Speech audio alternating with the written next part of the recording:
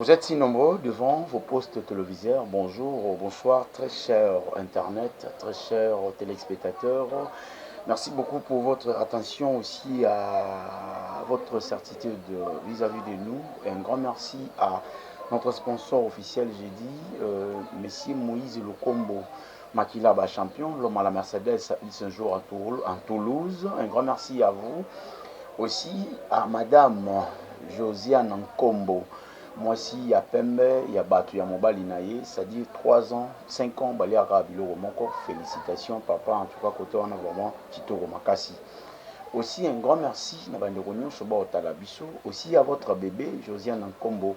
Abonnez-vous à Josiane Combo, un grand merci à Batono Subota la Bisso na Paris, na Londres, na Suisse. Merci beaucoup na Bande Kubota Bisso na Mbandaka parce que nous étions outaka na Mbandaka, nous étions outaka na Bandu na Kwilu, na Congo central, wapi esika tozana sona Mukanza Kayemba Mwanda Yema. Merci infiniment. Yemba Mwanda Kayemba eza kota Bandundu. Kota ba Congo tozana Congo central tozali na Kisantu, Yema Mwanda Matadi. Mbanzango kasangulu tozwa pe banzete musukuna il faut liara trop ikasu ngadiadia biloko wana permettra to évoluer moi qui toko na nzoto. Aujourd'hui je suis pas seul. Un grand merci à Ben Makwata TV Morba TB na Grèce, aussi à Maman Zozo Mavakala, moi aussi à Papa Noé Mavakala aux États-Unis. Un grand merci à vous, s'il faut dire encore un grand merci na bandeko nyonso ba otala biso le bourg mesana kopesa bakata raté. Merci à vous. Ici, il faut dire encore un grand merci à un petit clé d'œil à celui qu'on appelle Regan Ampeng et à la pause de vie. Un grand merci à vous. Aujourd'hui, on va essayer de parler sur 2 points. Oh, ils ont peut-être un peu moi, bien, l'éjaculation précoce. Ça point autre lever la main. Déjà, consommez cette émission. C'est en direct de Josiane Combo Télévision. Abonnez-vous massivement, likez, commentez et surtout n'oubliez pas de laisser votre pouce bleu. Ça serait une très bonne chose. Ne faites pas ça, surtout faites ça. Ça serait une très bonne chose pour nous. Déjà, votre routine d'avoir un message, un message, ça sera vraiment quelque chose de bon de votre côté. Disons un grand merci à Dr Ahmed. Bonjour Dr Ahmed. Oui, bonjour Papa Yams. Lelo tozana yo sur na plateau bandeko basenga yo je crois bandeko batali tali yo lelo bazana posa batalo lisupe awa pour la première fois au le kana chaîne Oyo ezali Josiane Combo Télévision JK TV et là nini bandeko bako retenir on a yo nanu en un mot avant de continuer. Merci beaucoup Ahmed, cabinet à Dr Aladji Demite. Nazo soigné ba maladie ebele ozo tungisa bandeko et naye kobeta lisolo ya temps ya solution temps ya guérison parce que ebele ya bato o balika ki liboso nanga ba bibisa ki makambo yango confiance vraiment ya ba patient ici là na ba tradi et naye kozongisa confiance wana oyo ba patient ba perdraki naye kozongisa bango kopesa bango espoir que non nyonso eza possible chez Dr Ahmed parce que bakisi ya makasi ezali oyo soki ozwi yango ezotraite eke maladi oyo ezotungisa yo ezosila batémoignage eza ebele oyo ebele ya bandeko déjà bazwi batémoignage vraiment eza ebele e nalobaka eloko moko bamaladi babokolaka yango te lokola mwana soki ozobokola maladi alobi ekoboma yo e Dr Ahmed aza wana azobeta lisolo ya temps ya guérison kotungisami mingi naza wana mpona kopesa solution na baproblème oyo ezotungisa bino bakisi wana ezali wana oyo eza très efficace ntango okozwa yango okomona ke maladi wana vraiment oyo dépensa mbongo ebele ekosila.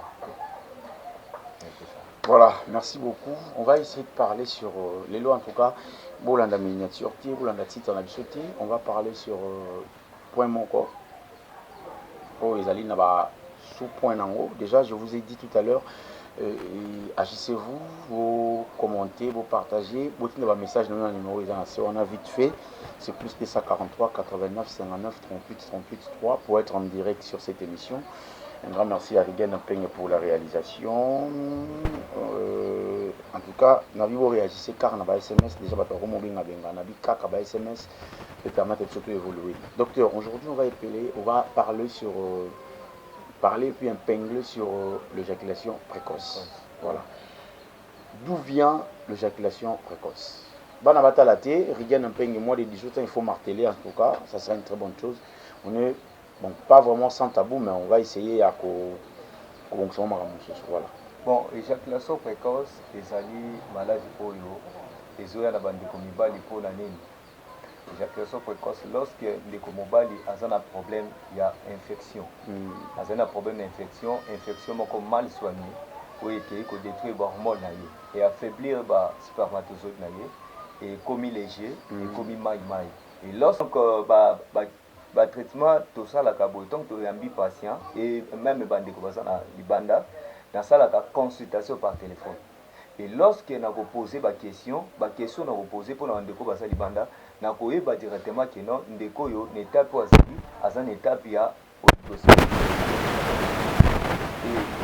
Et soki paza na étape ya azoospermie na koyeba eza na étape ya azoospermie na kosala bakisi oyo ekopermettre que non reproduction ya spermatozoïde esalami et mutu azongi normal. Pour bandeko baza awa et après avoir kosala consultation na l'examen bango na examen na lekisi na examen à partir examen wana na koyeba eza type nini ya donc eza spermatozoïde eza oligospermie azoospermie to nini ezo déranger.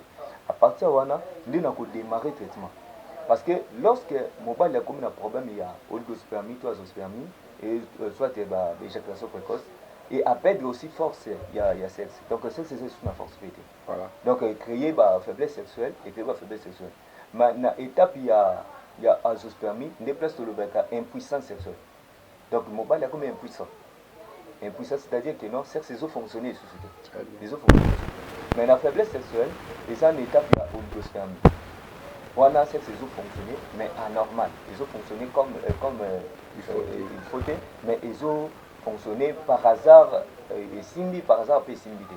Donc ils a catégorie il y a cas oyo infections causées na bande comme bali pour na provoquer que depuis spermatozoïde. Donc comment tenir rapidement les mêmes de quoi vous avez retourné à Azali na plus 223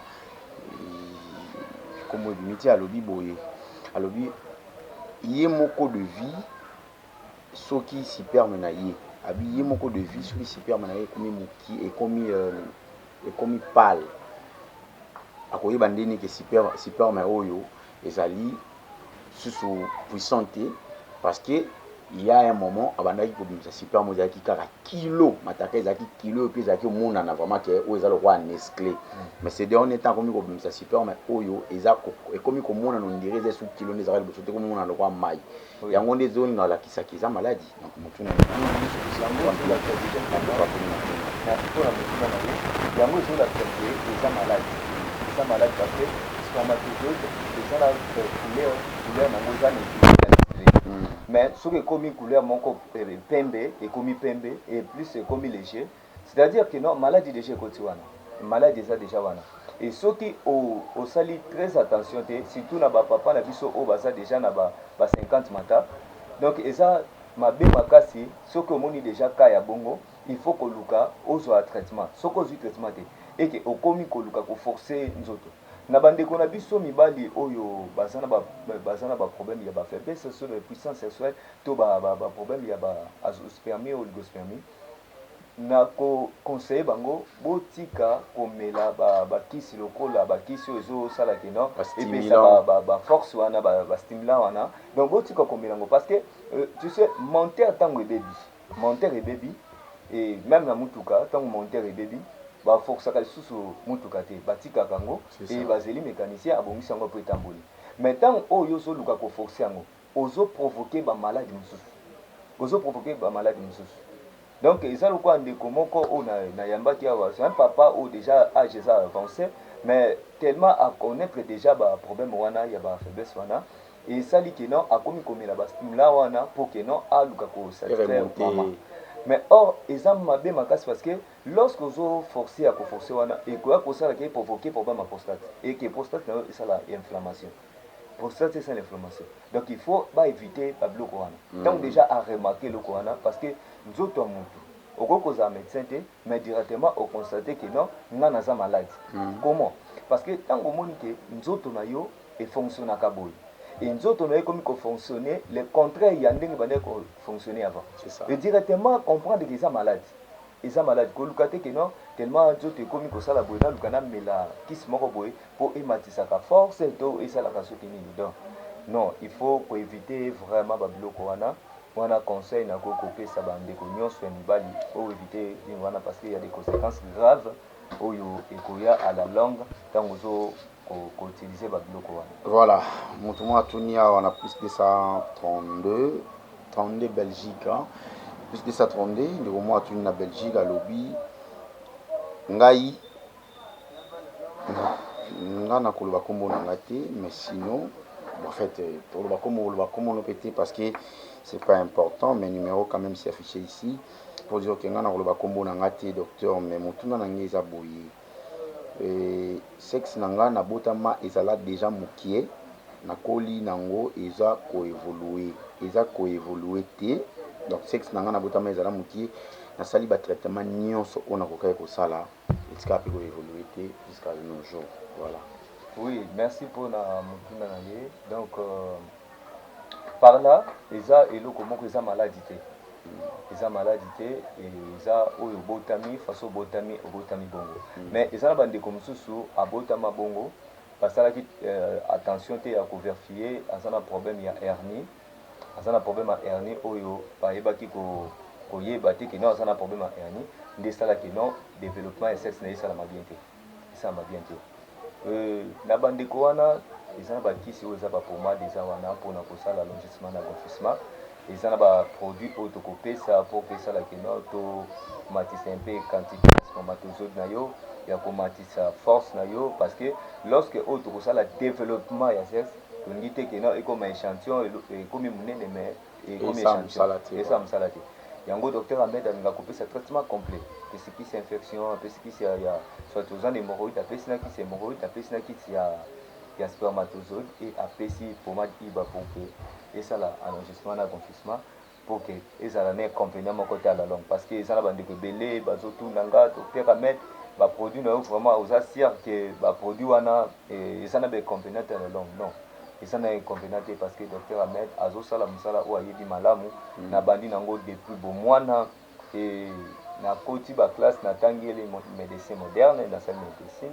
Et lorsque nasilisi nalingaki beaucoup plus na yeba kotravailler na traditionnel o na bandi ngo banda bomwana parce que traditionnel ezali source ya ba traitement nyonso et que soit moderne que soit quoi. Donc source nango nde eza traditionnel eza banzete bakasa bambuma bacorse ya banzete baracine ya banzete bafeuille. Donc oyo esalaka ke non bandeko lelo bazwa baproduit chimique basala bati yango po ebima bacomprimé et bato bazoignore médecine traditionnelle bazokima na moderne. Or moderne nde azwaka traditionnel asangisi yango na baproduit chimique nde ebimi bambuma wana. Et docteur Ahmed azotraité bato kaka traditionnellement bakisi eza wana et yo moto ozolanda biso l'émission oyo oza maladi kobomba maladi te benga docteur Ahmed okozwa solution ya baproblème na yo dès que ça la commande na yo bakisi kokoma partout place ozali et tant okozwa ngo okozala jamais déçu. Nayebi ke eza na bandeko mingi oyo déjà bameka batradi ebele bazwa basolution te parce que nazozwa bakestion wana mingi nakoyebisa yo koluka kocompare docteur Ahmed te na batradi mosusu.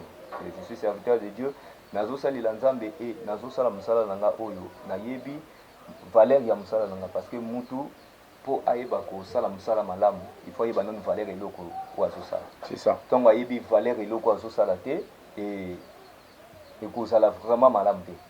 Donc nga nazosala mosala oyo beaucoup plus naza na posa ya relation na bandeko nyonso baza libanda parce que docteur Ahmed aza na posa ke non un jour docteur Ahmed azala pe renommé partout dans le monde et kombo na ngai même si naza te na monde et kombo na nga ezala vraiment cité mpona mosala malamu oyo nakosala. Voilà.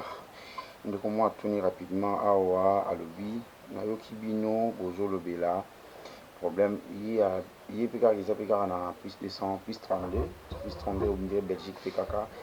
Numéro ils sont différents. Les numéros sur WhatsApp ou tenir un message dans WhatsApp parce que tout à l'heure plus dans WhatsApp. Et donc voilà. On dit comment le lobby na continue besoin la première éjaculation.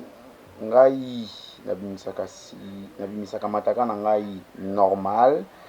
Ngai nabimisaka mataka na ngai normal. Ngai nakotaka pe na penetraka pe normal mais na umelaka ndete okomona ntango mosusu kaka 2 minutes na éjaculé. Voilà. Oui, voilà. Ndeko, il faut tout solola bien. Et ndeko ako za na problème ya hémorroïde, aza na problème ya hémorroïde parce que biso mibali ndenge toza wana ntango oyo tozo sala relation sexuelle mopepe makate na nisi. Parce que force na biso mibali utaka na nisi.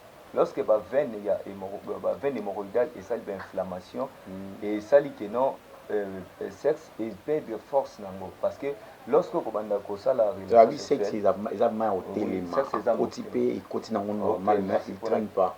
Oui.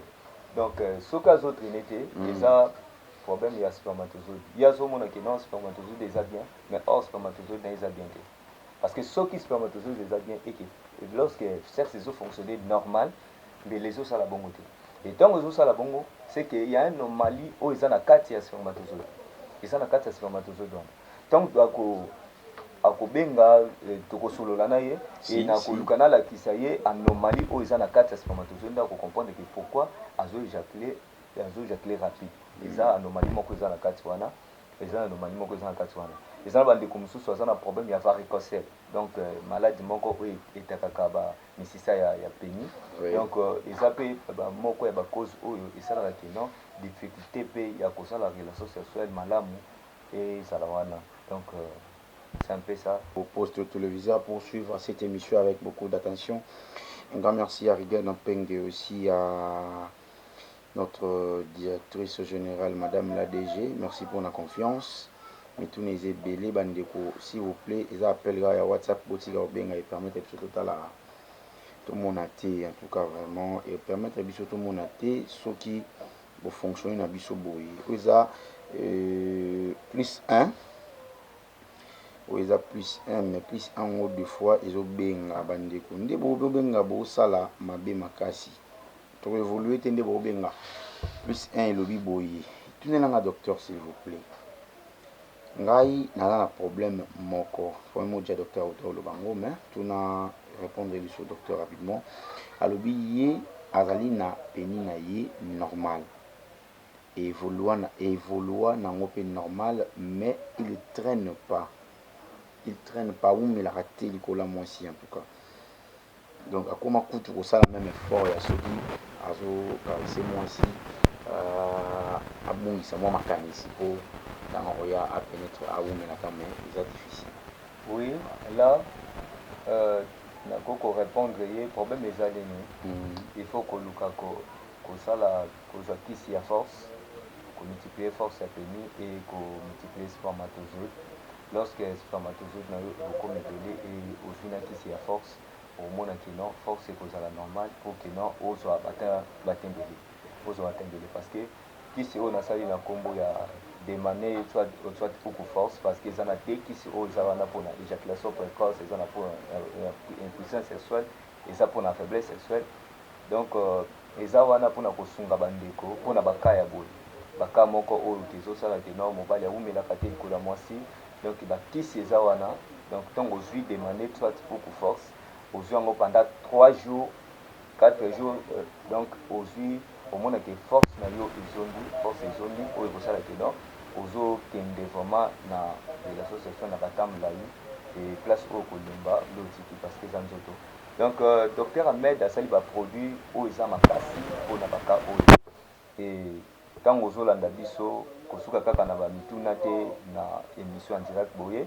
obenga docteur Ahmed et que docteur Ahmed akoyebisa yo nini oyo esengi kosala po ozo ba produit omona ozo esekwenisa ete ezokoma place ya limite ekoya kosenga te mikolo mosusu atriche ntango akotriche kuna akutani na motu moko oyo azokomisa ye na baniveau moko boye okomona komi d'habitude eye komomile oyo libala kote donc docteur Ahmed aza wana mpona korépare bandeko oyo baza na baproblème conjugal donc baza na baproblème moko oyo eza kenao na chambre akokaka su eloko te donc bakisi eza wana mpona bandeko mibali mpona kopesa force nini bakisi mpe ezali mpona bandeko basi mpona koluka kodimine trou vaginal na ye mpo ezala normal eke ntango aza na relation sexuelle azala malamu vraiment na partenaire na ye. Voilà, plus 33 pour la première fois, bah, message à plus 33 pour la première fois, plus 33 en France, Namboura, il y a Moïse Lokombo, Makila, bah, champion, Namboura, il y a Josiane Nkombo, en tout cas merci beaucoup, plus 33 et Lobi Boyi. Bonjour, bonjour messieurs, Tourner la biso, na ebite bino banani, na tourner la yo, tourner la bino, bon, peut-être bino mibali, docteur, ayebite kelelo vi ya biloko tozolia tokofinir kaka par tolingaki tofinir kaka par kobela maladie oyo ya ba éjaculation premier point, ya ba hémorroïde deuxième point, et puis ya ba coup moko ya ba round moko voilà jeune bébé tokobela kaka maladie wana ya ba round moko kaka c'est-à-dire betika coup moko alembi na ye. Pourquoi automne dans maladie où il y a éjaculation précoce, hémorroïdes, n'en parlons pas. Donc, ils ont plus 33. Oui, merci pour la question. Par là, ils ont la catégorie ébélée, où ils ont ça la question, et aussi par maladie où ils ont si. Le premier des choses pour na ba ndeko bazali banda, ils ont loko ba viande où ils ont consommé beaucoup plus, ils ont augmenté bateau ya glycémie na bango. Et que les sucres na bango ezomata et lorsque les sucres ezomata wana ezosala pe kino et affaiblir nzoto na bango et mobile donc et affaiblir yango et ça là kino et fonctionner sous normalité et comment fonctionner na batan et 5 mois 6 mois et après 6 mois et fonctionner normal et après 3 mois et bébé les sous après 6 mois et fonctionner sous normal donc et ça pas bloquer bazo les augmenter bateau ya glycémie na bango. Pour la ndeko ndeti wana natindaka pe na kisi oyo kosala kino ezongisa taux ya glycémie normal pour que traitement wana ya faiblesse surtout éjaculation précoce et ça la malamu. C'est ça. Parce que lorsque oyo ndeko azana problème à sucre et que traiter yango te pour kozongisa taux ya glycémie normal opesi ka bakisi wana et kozonga nango azongi na force na nini boye na après un temps à recommettre sous shit parce que eloko ezokoza yango obomi yango te. Docteur Ahmed azobomana no cause ya maladie après apesi ayekosi ça va continuer wana donc bandeko bazobela hémorroïde oui bon na bandeko ndeti ya poto soki bazobela hémorroïde eza misala baosala ya makasi parce que hémorroïde ezwa na bacatégorie ebele ezwa surtout bandeko na biso ya babureau bandeko na biso ya bachauffeur bandeko na biso ya bajoueur donc eza na babiloko ebele oyo eyesaka hémorroïde wana banourriture moko ya makasi oyo moto alie eke digestion malamu esalami te eke kosalaki eprovoke hémorroïde ekende koprovoke hémorroïde wana na bandeko ya chauffeur wana tout le temps aza na mutuka journée mobimba ntango asilisi azongi na ndako azwi susu babiloko moko ya makasi alie bandeko na biso surtout ya awa alie biloko ya makasi azwi lisusu agene bien azwi whisky moko ya makasi ameli et tout ça a provoqué hémorroïde moko ya makasi o hémorroïde moko ezala chronique et ça li que créer hémorroïde externe et interne donc na bandeko oyo bazana ba problème ya ba éjaculation précoce wana et disons eza ba infection ndeko ba infection ezali ba maladie sexuellement transmissible okoloba ke yo omibatelaka yo nyonso osalaka osalelaka ezalaka malamu mais maman to papa oyo ozalaka na ye est-ce que ye pa mibatelaka donc ntango infection ekoti na nzoto ya moto ya mwasi to mobali eza ba maladie moko sexuellement transmissible na moment ya relation sexuelle infection wana ekoki kokabona epa ndeko mosusu epa ndeko mwasi to ndeko mobali et ntango ekomi bongo soki ndeko mobali ayebi te ekobanda kobebisa bahormone na ye ndeko mwasi ekobanda kocréer baproblème ya barègle douloureuse batrouble ya règle badysménorrhée soit bapolyménorrhée donc dysménorrhée barègle na ye ekomi kochange badate et ça sur la date fixité et Pauline Honoré est bloqué. Donc est bloqué 2 mois, 3 mois à zone anti-grossesse hors grossesse. Et l'infection à bongo chronique et pas ya basi et provoquer la bango soit ba fibrome et provoquer soit ba fibrome wana et provoquer ba myome et tumboli ba maladie mususu o ko ça non et détruire yo pour que et ça au conservatoire. Donc c'est un peu ça question réponse à la question wana. Merci beaucoup. Mais tout net kalimi balé je crois on a maîtrisé en pas bande comment on va bengi biso na plus 41 bande ko balobi boye. Bonjour. Je suis, bref, tout le monde docteur, logique. Logiquement, il faut combien de rounds pour la mobile? Ah, bref, il me connaît vite, c'est pourquoi. Oui, merci beaucoup. Ah, combo, mais je n'ai combo. Pour la bandeko mibali, ils ont c'est notre capacité forcée à mobile.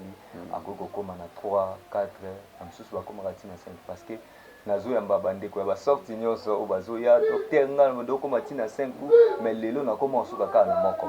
Donc et ça dépend ya force ya mutu akoko koma tina 5 akoko matina 5 et mais soka zaka kana na moko ya lembi azwaka ba produit ya docteur Ahmed akomona kenyo soka koma ande kokoma na 5 akozonga kokoma na 5 akomi na 5 mais force pesali. Donc docteur Ahmed azo salabakisi moko oza très efficace pour surtout pour la bandeko o bazana bakawa. Voilà, numéro mon peka ici à Londres. Bonjour, comment nangai monsieur Romy. Voilà, papa Romy, bonjour. Il est quand même habitué autant comme on a dit. Bonjour, comment nangai monsieur Romy. Il faut sexy mobile les ala combien de centimètres selon Deco? Bon, les ala ba ndeko mususu bazakana certes c'est normal, ils en a 18 cm, mususu ils en a 20, mususu ils en a 16. Mais tant où il y a un moment il y a où un moment il y a réaction, et ça dit que où il y a 18 à comité n'a pas 20, va 22, mususu où il y a 20 à comité n'a pas 20, où il y a 16 à comité n'a pas 18, 19. Maintenant, ceux qui ont un problème, non, ont un problème qui non, tout développer en go et qui tout bâtir en go les sous et comme sous la ina munene. Ba produit ça wana au docteur Ahmed Asali ba pomade bon qu'on a comme pomade Iba eza awa pomade Iba sous na koko se présente en go pomade Iba donc pomade oyo ndezo sunga bandeko osala enregistrement na confusement. Donc tant qu'on peut appliquer en go eza traitement ka yango moko te eza traitement normal ndenge na lobaki ne bandi l'émission na kopesa kisi ya spermatozoïde na pesi kisi ya force na pesi kisi soit tozana hémorroïde to na infection na bandeko bazana problème à diabète na otinda bakisi complet na tindi bakisi complet et que osali ko zui traitement wana complet ndeko osala ke omona résultat moko positif parce que na ko tindi lokaka iba pamba esali enregistrement na confessement mais na force ozalaki ozana ngo wana soki ekokani te na force ekokani te na ndenge ça c'est commis surtout spermatozoïde oza nango ekokani te na ça c'est commis ekozala problème nde okomona ke komi o docteur Ahmed asali eloko moko ya mabele donc docteur Ahmed alingi apesa traitement complet pour que bandeko bazala ba problème te ya koréclamer o non ngai ça c'est commis boye mais comme échantillon non docteur Ahmed azopesa bakisi pour que non ntongo ekokoma bongo ezotravailler normal ezofonctionner normal pour ils en a conséquence mon côté à la langue nous avons insisté bah produit à docteur Ahmed ils en a inconvénient il y a ma b à la langue exacté parce que docteur Ahmed ayebi musala oazo sala ayebi musala oazo sala pe na tangeli nzoto ya mutu na yebi nzoto ya mutu ndenge fonctionnaka na kokite ko sala eloko moko oyo ekoko détruire mutu. Merci beaucoup, ça n'est fini pour aujourd'hui. Le message est rare, mais en tout cas, je suis obligé. Numéro de téléphone, docteur. Au cas où je vais rapidement. Oui, ndeko nyonso bazolanda biso partout dans le monde. Docteur Ahmed Azawana Ponabino, numéro nangai ezali plus 243 89 97 78 138 plus 243 89 97 78 138. Waneza numéro ya docteur Ahmed ezana WhatsApp. Soki ozana osala ngai obengi nga soit okomeli nga même so okuti nga connecté te otiki message na yo donc docteur Ahmed akozala connecté na komona message na et na ko répondre yo na koyebiso nini ko sala pour que ozwa ba produit et comme en place yo zali ozwa traitement na yo ozwa solution. Donc ba produit eza wana ba uku force ba demane ba kisi ezali pona ba myome ezali pona ba fibron ba kyste ba appendicite ba hernie pona ba ndeko ya mibali eza na ba kisi ya ba faiblesse sexuelle ba impuissance sexuelle éjaculation précoce eza na ba oligospermie bazospermie naza na ba produit ya diabète naza na ba produit ya épilepsie oyo tobengaka maladie ya ndeke naza na ba produit oyo ezotraite bandeko nyonso baza na baproblème ba trouble mental oza na problème ya mutu donc bakisi eza wana bandeko ya asthme bronchite paralysé rhumatisme oza na problème moko spirituel okino maladi obela mais na hôpital maladi emonana te maladi ezomonana te et docteur Ahmed asalaka akosalelo bakisi oyo ekokoma wana na loboko ya nzambe esprit wana ekolongwa maladi ekomonana okobika. Donc docteur Ahmed aza wana mpona bino isifi obenga bandeko baza awa na kini naza na Lemba Foire na Avenue Lupefu numéro 17 toza na kati ya cabinet pe tozosala ngo na kati ya cabinet bandeko mosusu balobaki yo non tomona koka na plateau ozosalaka na plateau mais toyebi toza sur techno cabinet eza awa ndenge toza awa toza en direct toza na cabinet place oyo ngai nazotravaille na Lemba Foire wana bandeko mpe baza libanda soki oza na posa totinda mbongo epa ndeko na yo ndeko na yo ya kotikela nga opesi ye numero na nga opesi ye na baadresse wana akoya na kopesa baproduit mpo batindola yo. Donc docteur Ahmed alingi bino mingi yango azoluka solution du jour au jour epanda ke bozobenga bozopesa baka na bino nde ezosala ke docteur Ahmed abakisaka bakisi mosusu oyo ya bamaladi mosusu. Donc je suis là docteur Ahmed eloko azalaka sincère ya koloba ke baproduit ezali docteur Ahmed azotraite bamaladi ebele mais eza te ke non azotraite bamaladi ya mokili mobimba non eza na baka mosusu oyo docteur Ahmed atraitaka eza baka mosusu docteur Ahmed atraitaka te.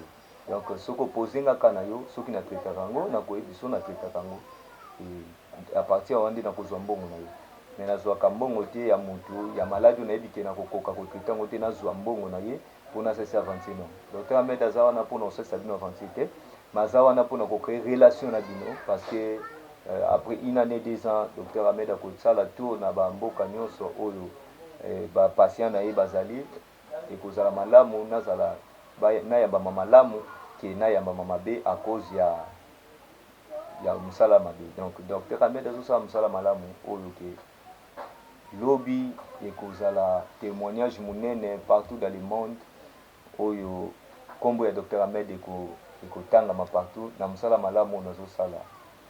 Voilà, merci beaucoup, ça nous finit pour aujourd'hui. Très cher Internet aussi, très chers téléspectateurs, vous étiez si nombreux devant vos postes téléviseurs pour suivre cette émission avec beaucoup de certitude aussi, avec beaucoup d'attention. Un grand merci à la prise de vie qui était Rigan Mpengue, aussi à la réalisation. Un grand merci à Moïse Lonkombo Makiler, champion. Il séjourne en Toulouse, l'homme à Mercedes, le Messana Kopesa, qui se l'a encore un grand merci à Josiane Nkombo. Madame la DG, moi si ya Pembe, ça dit 5 ans à père, Baliara Bilo Moko, félicitations, en tout cas, fidélité des Araboui. En tout cas, vous avez exemple à suivre pour la fidélité, mais c'est Moïse le Combo, na Madame Josiane Nkombo. Fidélité, c'est vous, c'est la fidélité. En tout cas, merci beaucoup. On se revoit prochainement avec un nouveau numéro. S'il y a des remarques, n'hésitez pas à nous écrire. On a un numéro Isawana.